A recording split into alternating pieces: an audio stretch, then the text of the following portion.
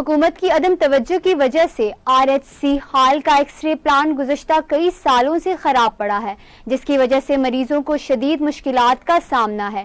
اسپتال انتظامیہ کے مطابق اعلیٰ حکام کی بار بار یقین دہانی کے باوجود ایکس رے پلانٹ تاحال ٹھیک نہ ہو سکا۔ عوامی و سماجی حلقوں نے نوٹس لینے کا مطالبہ کر دیا۔ تفصیل رحمت اللہ سواتی کی اس رپورٹ میں۔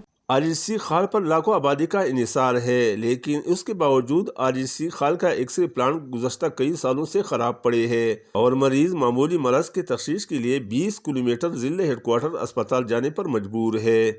ادھر RHC خال کے عملہ نے کئی بار ایکس رے پلانٹ کی خرابی کے حوالے سے ممبران اسمبلی، محکمہ صحت اور دیگر حکام کو بار بار آگاہ کیا ہے، لیکن مذکورہ حکام کو یقین دہانی کے باوجود ایکس رے پلانٹ ٹھیک نہ ہو سکا، جس کی وجہ سے مریضوں کو شدید مشکلات کا سامنا ہے۔ علاقے کے عوام نے شکوہ کیا ہے کہ ایک طرف حکومت ہیلتھ ایمرجنسی نافذ کرنے کی دعویٰ کر رہی ہے اور دوسری طرف علاقے کے اسپتالوں کو برا حال ہے۔